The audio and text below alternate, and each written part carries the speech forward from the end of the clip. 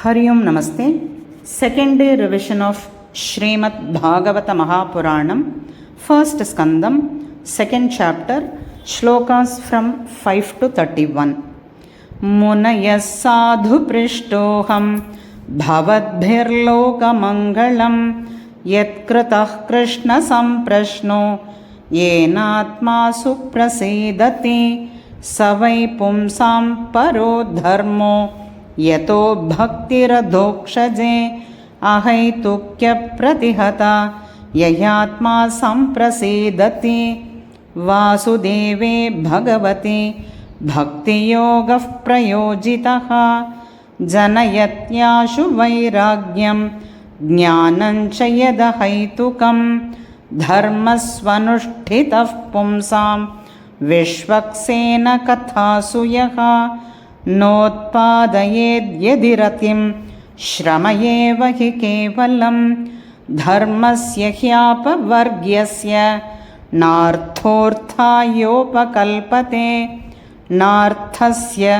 धर्मैकान्तस्य कामो लाभाय हि स्मृतः कामस्य नेन्द्रियप्रीतिः लाभो जीवेत यावता जीवस्य तत्त्वजिज्ञासा नार्थो यश्चेह कर्मभिः वदन्ति तत्तत्त्वविदः तत्त्वं यज्ञानमद्वयं ब्रह्मेति परमात्मेति भगवानिति शब्द्यते तच्छ्रद्दधाना मुनयो ज्ञानवैराग्ययुक्तया पश्यन्त्यात्मनि चात्मानं भक्त्या श्रुतगृहीतया अतः पुंभिर्द्विजश्रेष्ठा वर्णाश्रमविभागशः स्वनुष्ठितस्य धर्मस्य संसिद्धिर्हरितोषणं तस्मादेकेन मनसा भगवान् सात्वतां पतिः श्रोतव्यः कीर्तितव्यश्च ध्येयः पूज्यश्च नित्यदा यदनुध्यासिना युक्ताः कर्मग्रन्थि निबन्धनं छिन्दन्ति कोविदास्तस्य को न कुर्यात् कथारतिं शुश्रूषो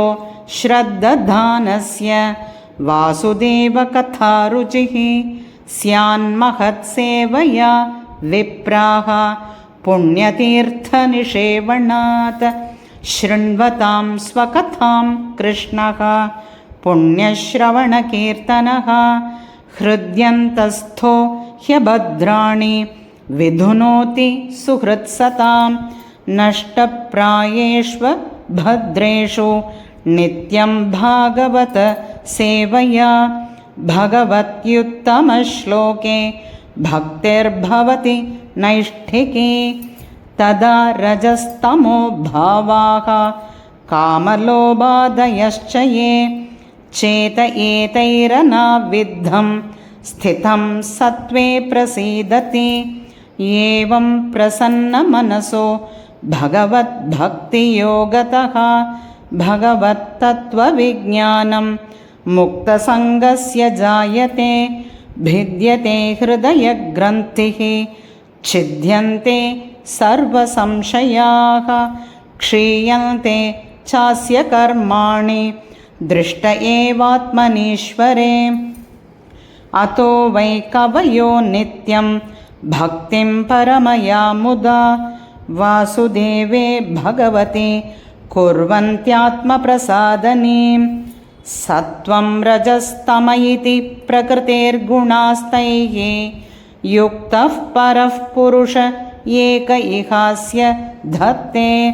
स्थित्यादये हरिविरिञ्चि हरेति संज्ञाः श्रेयांसि तत्र खलु सत्त्वतनोर्नृणां स्युः पार्थिवाद्दारुणो धूमः तस्मादग्निस्त्रयीमयः तमसस्तु रजस्तस्मात् सत्त्वं यद्ब्रह्मदर्शनं भेजिरे मुनयोत्थाग्रे भगवन्तमधोक्षजं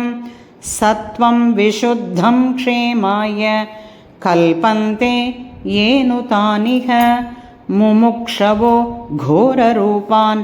हित्वा भूतपतेनथ नारायणकलाशान्ता भजन्ति ह्यनसूयवः रजस्तमः प्रकृतयः समशीला भजन्ति वै पितृभूतप्रजेशादीन् श्रियैश्वर्यप्रजेप्सवः वासुदेवपरा वेदा वासुदेवपरा मखाः वासुदेवपरा योगा वासुदेवपराः क्रियाः वासुदेवपरं ज्ञानं वासुदेवपरं तपः वासुदेवपरो धर्मो वासुदेवपरा गतिः स ये वेदं ससर्जाग्रे भगवानात्ममायया सदसद्रूपया चासौ गुणमय्या गुणो विभुः तया विलसितेष्वेषु गुणेषु गुणवानिव अन्तः प्रविष्ट आभाति विज्ञानेन विजृम्भितः हरिः ओम्।